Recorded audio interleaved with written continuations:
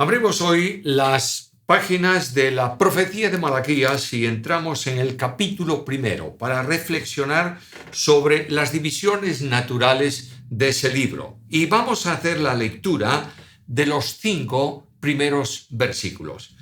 Capítulo 1, versículos 1 al 5. Dice así: Profecía de la palabra de Jehová contra Israel por medio de Malaquías. Yo os he amado, dice Jehová, y con todo decís, ¿en qué nos amaste? ¿No era Esaú hermano de Jacob? Dice Jehová, y aún así amé a Jacob, pero aborrecí a Esaú, y convertí sus montes en desolación, y abandoné su heredad para los chacales del desierto. Aunque Edom dijese, hemos sido abatidos, pero volveremos y edificaremos lo arruinado, así dice Jehová de los ejércitos, ellos edificarán, pero yo destruiré, y les llamarás territorio de impiedad, y pueblo al que Jehová ha reprobado para siempre, y vuestros ojos lo verán, y diréis, Jehová es grande hasta más allá de los límites de Israel. El pueblo de Israel estaba pasando por una situación difícil en su regreso a la ciudad de Jerusalén y a lo que quedaba del territorio de Judea después del cautiverio.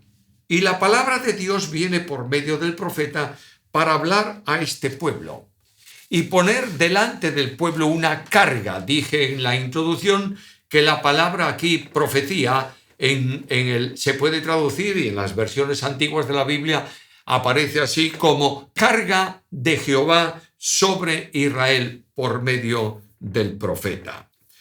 La palabra de Dios es urgente y la palabra de Dios viene para ser aplicada al pueblo de Israel en la boca del profeta para recordarles varias cosas. Y la primera es que ellos habían olvidado el amor que Dios había tenido para ellos y pensaban que aquella situación de penuria económica que estaban atravesando era una evidencia clara de que Dios había dejado de amarles o que Dios ya no les amaba. Y el amor de Dios es cuestionado. Mirad de qué manera. Versículo 2. Yo os he amado, dice Jehová. Dios hace una afirmación clara y le dice, pueblo mío, yo os he amado. La palabra, el verbo está en presente. Yo os amo. Es decir, os amo todo el tiempo. Desde antiguo hasta hoy os he amado y os amo. Yo os amo. Pero las evidencias del amor de Dios para esta nación son evidentes a lo largo de todo el relato bíblico.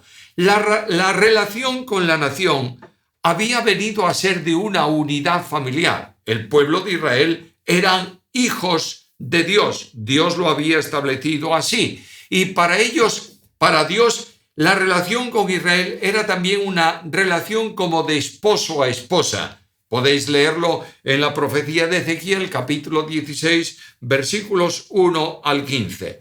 Pero el comportamiento de esta nación para con Dios había sido en el simbolismo de la relación matrimonial, de infidelidad. Ellos habían abandonado al único Dios verdadero, el que los había rescatado de Egipto y los había traído por el desierto y les había dado la tierra. Lo habían abandonado y se habían involucrado con relaciones ilícitas con otros dioses de las naciones que le rodeaban. Por tanto, el amor de Dios se mantenía hacia ellos a pesar de la infidelidad del pueblo. La misma posición que ahora ocupaban al ser liberados de la opresión en Babilonia era una manifestación del amor de Dios. Pero frente a la afirmación de Dios, yo os amo, está la reacción del pueblo. ¿En qué? ¿En qué nos estás amando o en qué nos amaste? Es una situación de ingratitud.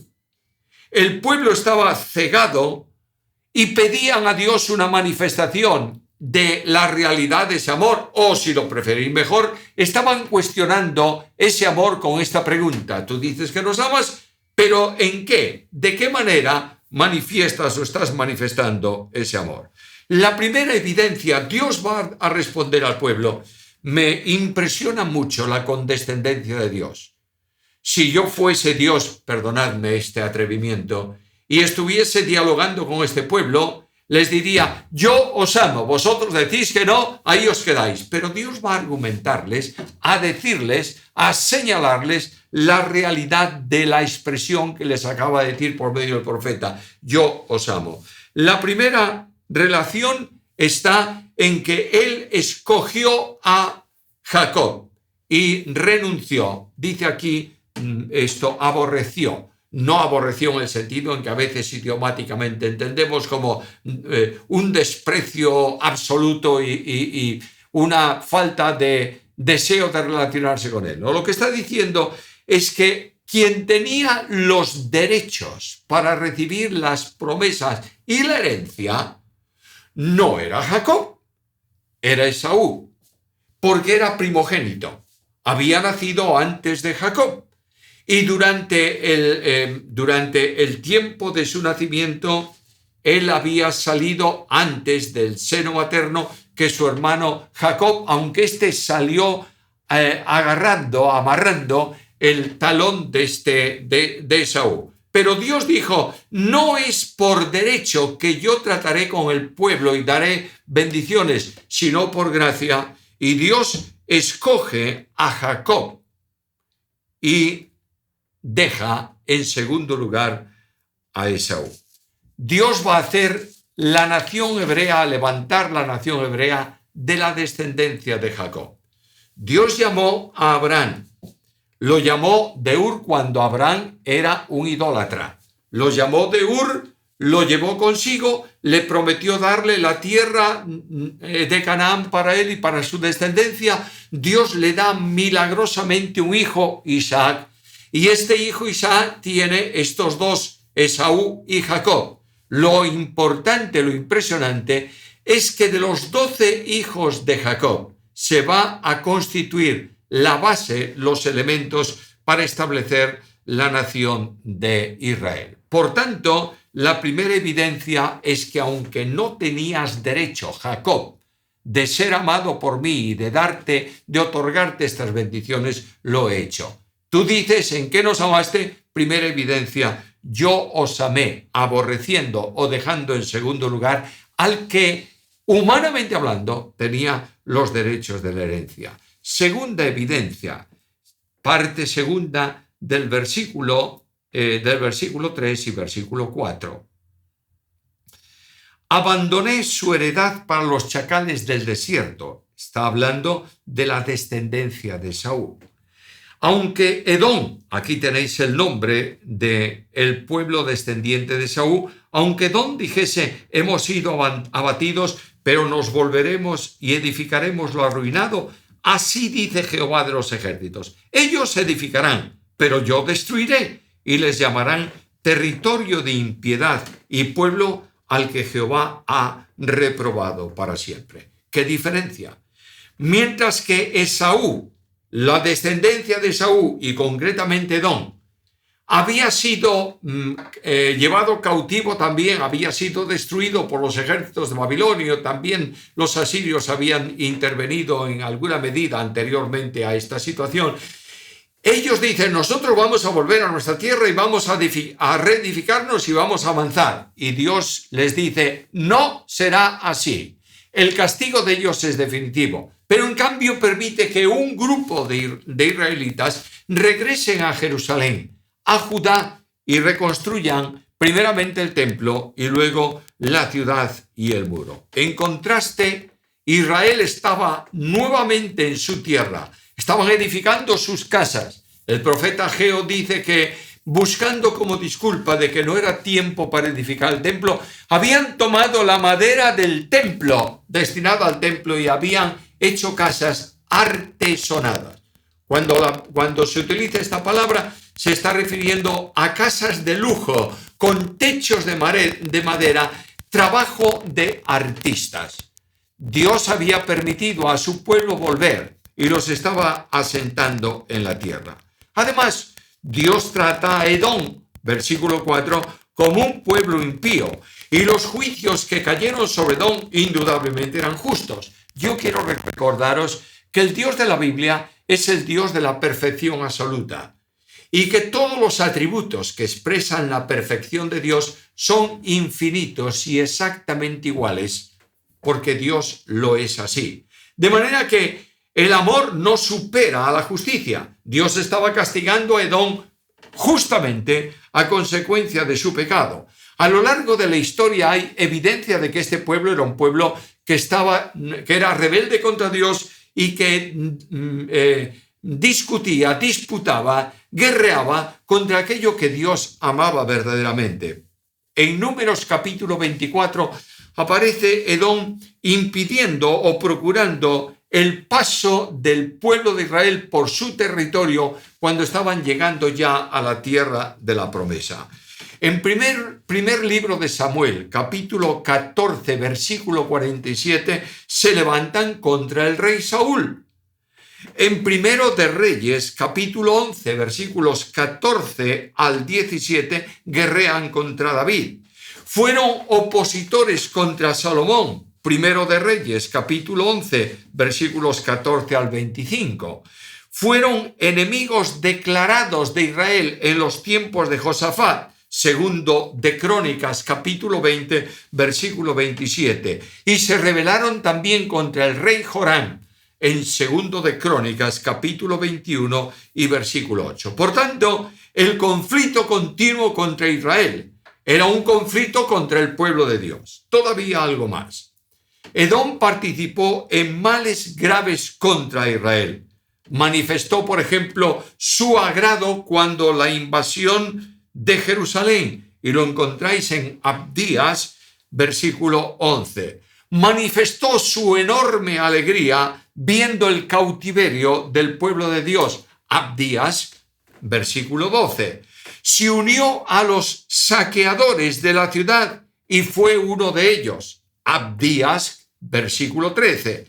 En el sitio de Jerusalén, colocó obstáculos para impedir la huida del pueblo. Abdías, versículo 14. De manera que Dios está castigando a este pueblo correspondiéndole en cierta medida con lo que ellos habían hecho.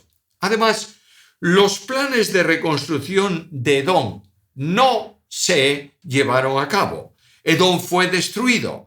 Se había asentado como nación en la parte sur, a orillas del Mar Muerto. Fue expulsado de ahí más adelante por los nabateos, estoy hablando ya de los años 550 a 400 antes de Cristo. Ellos pensaban en la reconstrucción.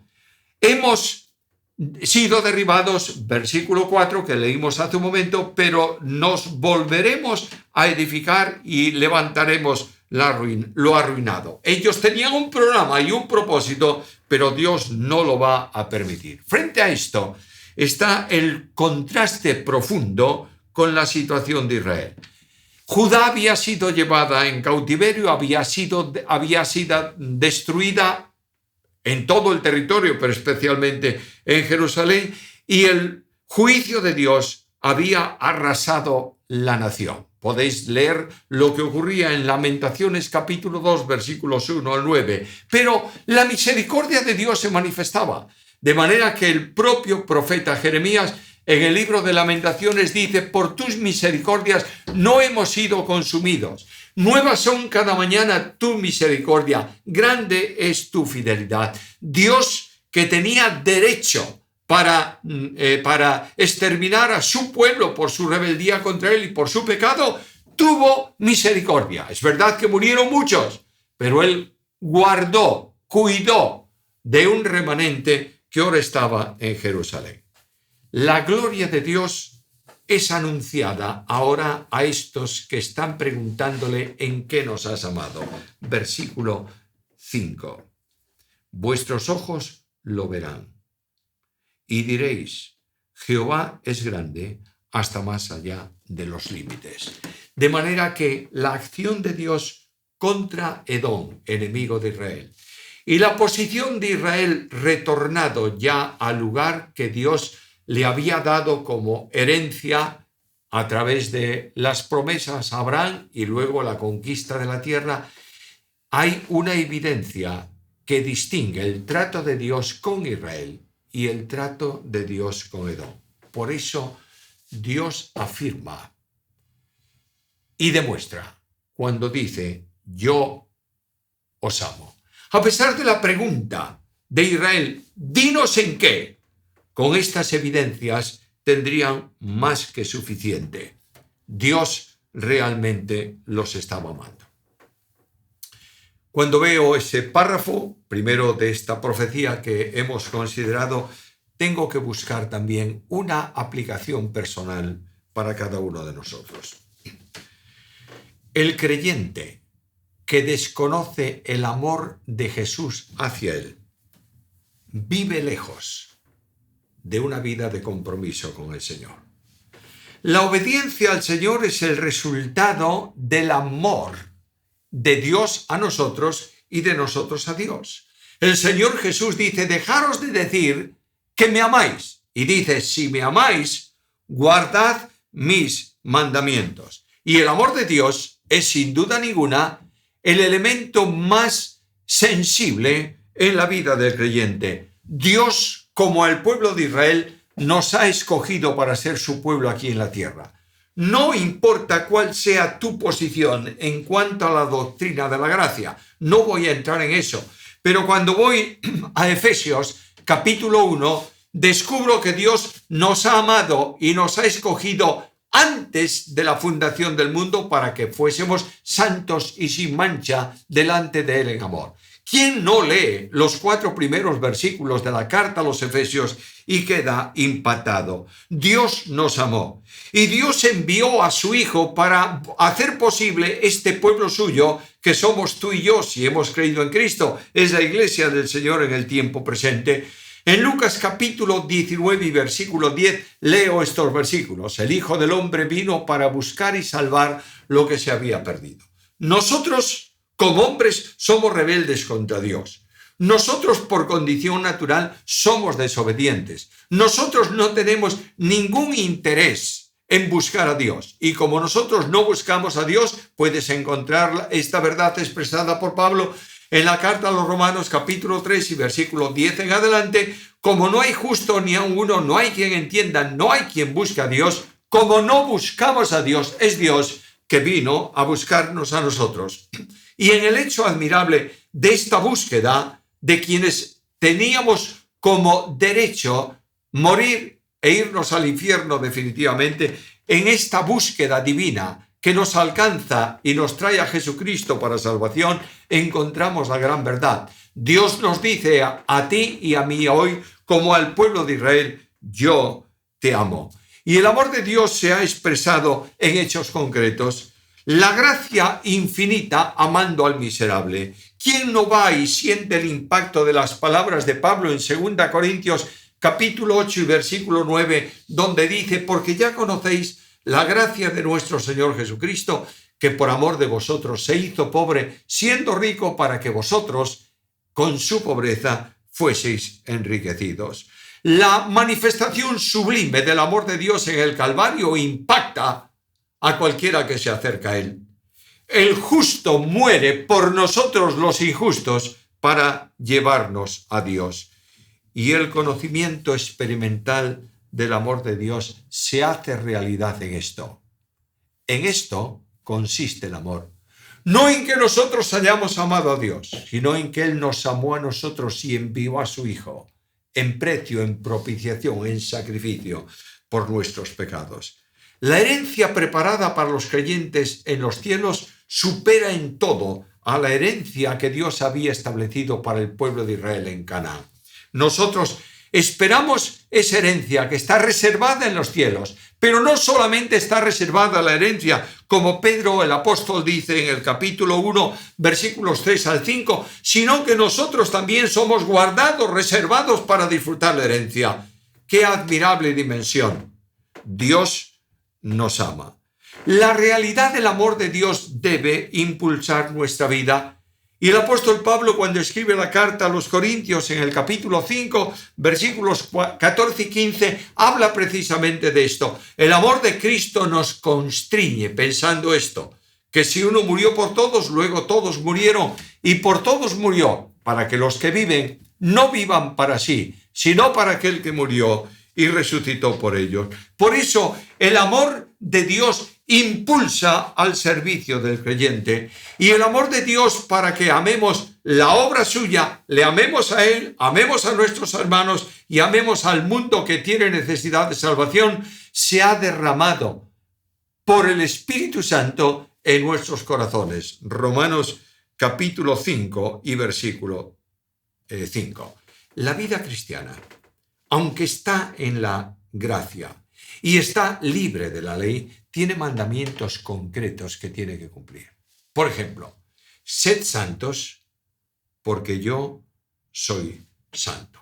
Ahora, la vida cristiana se desarrolla en el amor de Dios, rodeado del amor de Dios e impulsado por el amor de Dios. El creyente tiene los elementos necesarios para servir a Dios y para seguir las huellas del crucificado. No hay duda ninguna que el ministerio en la Iglesia tiene que ser impulsado por el amor y ejercido por Él.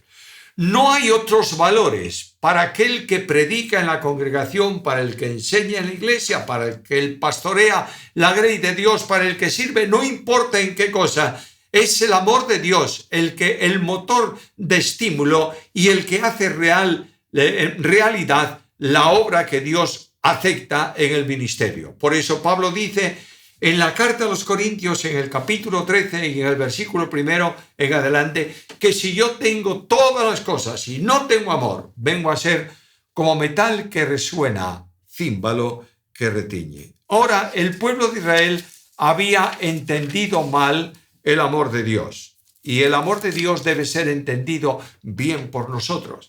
El amor del pueblo de Israel pensaba que Dios transigiría por el pecado y que seguiría dándoles en abundancia de cosechas y de alimento para su sostenimiento, pero Dios no, Dios había cerrado el cielo. La disciplina que Dios establece para la vida cristiana hoy en día, para el pueblo suyo en la antigüedad, la disciplina es el recurso de la gracia para reconducir al creyente a una posición correcta delante de él. Dios dice en su palabra, no solo en el Nuevo, sino en el Antiguo Testamento, que Dios castiga al que ama.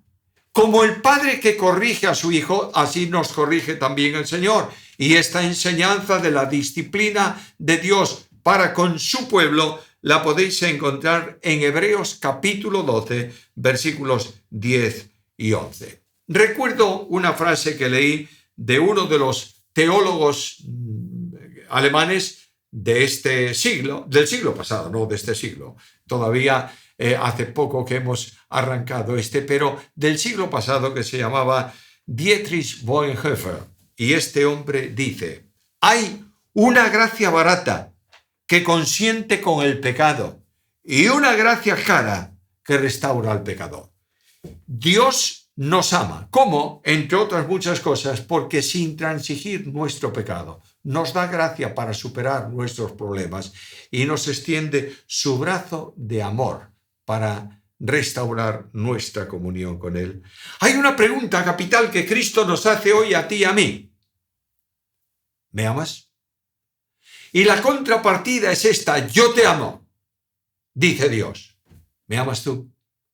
El amor no significa en buenas canciones y en vida de piedad aparente. El amor significa una entrega incondicional al servicio del Señor. Dios mostró su amor en que entregó a su Hijo. Jesucristo el Señor mostró su amor para con nosotros en que dice: nadie me quita la vida, yo la pongo de mí mismo. Tengo poder para ponerla, tengo poder para volverla a tomar.